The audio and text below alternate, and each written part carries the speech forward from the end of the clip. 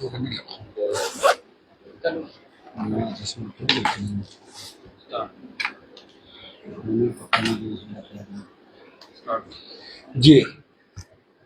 देवादिदेव भगवान महादेव शिव और जगत जननी मां जगदम्बा जी के चरणों में नमन करते हुए मैं यति सत्यदेवानंद सरस्वती, शिष्य परम पूजनीय महामंडलेश्वर गुरुयति नरसिंहानंद गिरी जी महाराज, श्री पंचदशनाम जुना अखाड़ा और मैं अखिल भारतीय संत परिषद का हिमाचल, पंजाब, हरियाणा का प्रभारी हूँ।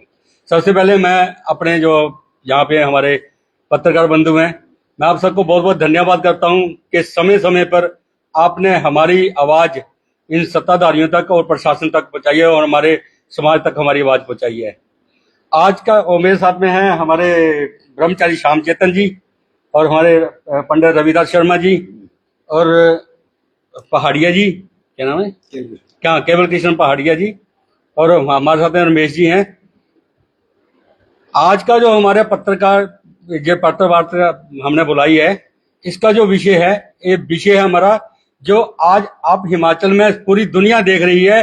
हिमाचल में जो हमारा समाज जन आक्रोश कर रहा है, जगह जगह पे अपना जो आक्रोश है, अपना जो आंदोलन है जगह जगह पे हो रहा है, और जिन विषयों पे आंदोलन हो रहा है, जिन कारणों से ये आंदोलन हो रहा है, उसमें से जो कारण निकल के सामने आए हैं, और ये जो कारण है, ये हिंदुओं को अपने देवभूमि की सुरक्षा, अपने संस्कृति की सुरक्षा, अपने बच्चों बच्चियों की सुरक्षा, इसके लिए उनको बाहर आना पड़ा। लेकिन जब हमारे लोगों ने शिमला में, मंडी में और पालमपुर में जगह जगह पे आंदोलन किए, तो हर जगह पे उनपे प्रशासन ने केस किए, हर जगह पे उनपे जो सत्ताधारियों ने उनके मुकदमे चलाए, उनपे लाठीचार्ज किया और उनपे वाटर गैलन छोड़े और तरह तरह से प्रताड़ित किया और फोन कर करके उनको रोका, कईयों को नजरबंद किया, कईयों को क्या क्या किया। लेकिन मैं ये बताने के लिए ये प्रेस कॉन्फ्रेंस कर रहा हूं कि ये जो आंदोलन हो रहा है, इसका अगर कोई मुख्य जिम्मेदार है तो वो मुख्य जिम्मेदार है हमारे सत्ताधारी और हमारा प्रशासन। उसका कारण है, मेरे पास पूरे तथ्य प्रूफ पड़े हुए हैं जो हमने इनको 2017 से आज तक इनको बताते आए हैं। ये मेरा पहला जो पत्र है, ये है लेटर नंबर 40311 और दिनांक है 11/9/18 2018 में मैंने ये लेटर हमारे राज्यपाल जी को, हमारे डीजीपी जी को और हमारे मुख्यमंत्री को, उस वक्त के जो मुख्यमंत्री थे पिछली सरकार के, भाजपा के मुख्यमंत्री थे, उनको ये लेटर दिया था। और इसमें जो मुख्य हमने चिंता जताई थी वो थी कि हिमाचल प्रदेश में बढ़ते रोहिंग्या और बांग्लादेशी, जिसमें हम मुख्य मैं आपको थोड़ा इसमें जो मुख्य चीजें हैं वो बता देता हूँ। जिसमें हमने मुद्दे रखे थे कि जगह जगह पे ये जो बांग्लादेशी और रोहिंग्या हैं, जो प्रवासी यहाँ पे रह रहे हैं, हमने ये पाया है कि वो शिमला की म्युनिसिपैलिटी में कार्य कर रहे हैं। हमने ये पाया है कि उस वक्त जितने भी ठेकेदार, चाहे वो पाइपें गाड़ रहे थे, चाहे वो ट्रेंचे खोल रहे थे, चाहे वो रोड का कंस्ट्रक्शन कर रहे थे, चाहे वो क्रैश रोड कर रहे थे, कहीं भी कोई कार्य सरकारी ठेकेदारों का कोई भी कार्य था, वहां पे हमने ये बांग्लादेशी और रोहिंग्या हमने स्वयं पकड़े और उसका प्रूफ दिया, सत्ताधारी को प्रूफ दिया। लेकिन उस वक्त जो कार्रवाई हुई, वो कार्रवाई हुई कि डीजीपी जी ने all SHO, all SP, Himachal Pradesh के जितने भी एसपी हैं उनको ये लेटर दे दिया, और एसपी साहब ने जितने भी उनके अंडर में थाने आते हैं उनको लेटर दे दिया, और थाने वालों ने ये लेटर भेज दिया पंचायतों में। बस इसके आगे कोई कार्रवाई नहीं हुई। फिर दोबारा जब मैंने इसका रेफरेंस मांगा कि आपने क्या किया इसके लिए, तो मुझे इसका नोटिस ये जवाब आया कि हमने पता किया है, हमने शिनाख्त की है, हमें एक भी बांग्लादेशी और रोहिंग्या नहीं पाया। और आज हमारे मंत्री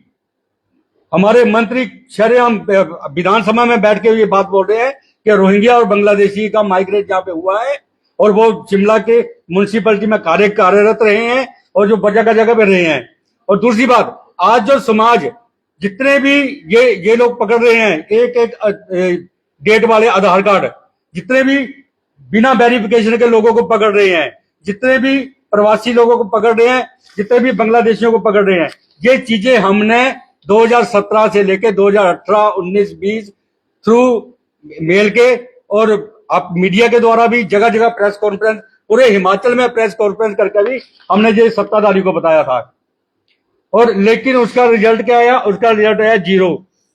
उसके बाद जब हमारी कांग्रेस सरकार आई तो अप्रैल 2023 में मैंने ये लेटर, जिसका जो हमारा जो विषय था, विषय यही था, इन्हीं सब्जेक्टों के साथ हमने मिला के दिया था। त्रासदी की ओर बढ़ता हिमाचल, बदलती जनसंख्या जिहाद, प्रवासी लेबर से उत्पन्न बेरोजगारी, आर्थिक व सामाजिक संकट।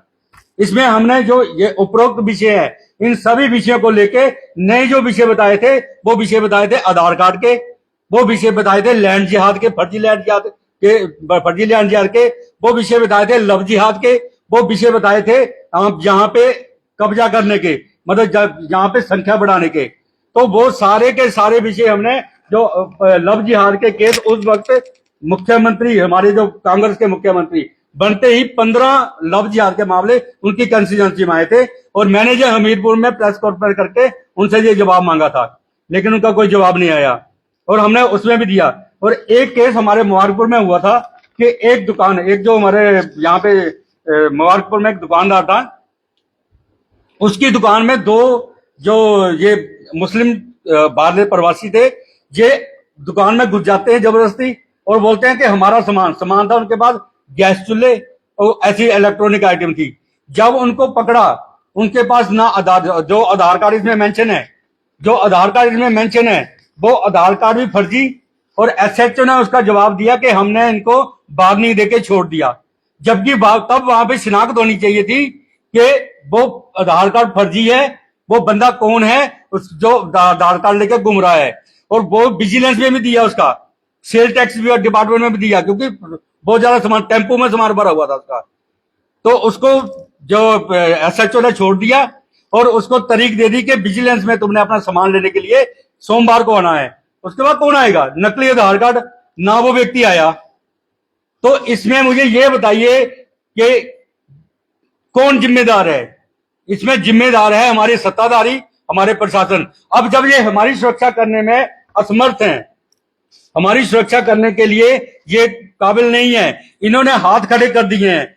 ना यहाँ पे कोई LIU, ना यहाँ पे CID, ना यहाँ पे IB, कोई भी अपनी जिम्मेदारी सही से नहीं निभा रहा है, जिससे कि हमारी रक्षा हो सके, हमारे बच्चों की रक्षा हो सके, हमारे हिमाचल की रक्षा हो सके। इसलिए हमारे हिमाचली जितने भी हैं, जितने भी हमारे सनातन के धर्मावलंबी हैं और हिमाचल के प्रति चिंतित है, उन्होंने ये आंदोलन किया। जब देखा कि लैंड जिहाद कर रहे हैं, मस्जिदें जिन पे केस चल रहा है, उनको भाजपा की सरकार में 5-5 मंजिल कर दिया जाता है, और उसको 12-12 लाख हमारे पूर्व मुख्यमंत्री देते हैं। और आज की सरकारें जब ये केस हुआ तो उसको वक्फ बोर्ड प्रॉपर्टी बनाने के लिए कार्यरत हो जाती है। तो हम लोग बताओ कि हम क्या करें? या तो हम किसी कुएं में जाके डूब जाएं, या फिर हम ये आंदोलन करें। तो जब हमारे बच्चों ने आंदोलन किया, हमारे समाज ने आंदोलन किया, तो 500 से ज्यादा, जैसे मुझे पता चला है मीडिया की रिपोर्ट से कि 500 से ज्यादा केस हुए हैं। तो मैं अपने अखिल भारतीय संत परिषद की तरफ से, हमारे पास पूरे डॉक्यूमेंट पड़े हैं, हम अपने जो हमारे एडवोकेट हैं, हम उनसे कानूनी सलाह ले रहे हैं। जितनों पे भी केस हुए हैं, हम उनकी एक पार्टी बनेंगे, हम उनकी एक पार्टी बनके ये डॉक्यूमेंट कोर्ट में लेके जाएंगे और सत्ताधारियों को और प्रशासन को कटघरे में खड़ा करेंगे कि जब ये हमारी सुरक्षा नहीं कर सकते हैं, तो हमें अपनी सुरक्षा खुद करनी पड़ेगी। उसके लिए चाहे हमें आंदोलन करने पड़े, चाहे कानून को अवहेलना करनी पड़े, हमें और तो कोई चारा नहीं है, या फिर हमें मरना पड़ेगा। इसमें कोई और ऐसी बात नहीं है। तो इसलिए आज हमने ये प्रेस वार्ता बुलाई है। हमारा उद्देश्य यही है कि सरकार और सत्ताधारी जितने भी ये केस किए हुए हैं आंदोलनकारी को, झूठे केस भी झूठे किए हुए हैं। निहत्ते लोगों ने कौन सा तुम पे पत्थरबाजी कर दी? कोई मुसलमान तो है नहीं है। जैसे अभी कहां पे, यूपी में ही एक जगह मस्जिद तोड़ने गए, डिपार्टमेंट मस्जिद तोड़ने गया, वहां पे पत्थरबाजी करी, उन्होंने सारे भगा दिए, पूरी पुलिस फोर्स भगा दी। यहां पे तो किसी ने भगाई नहीं।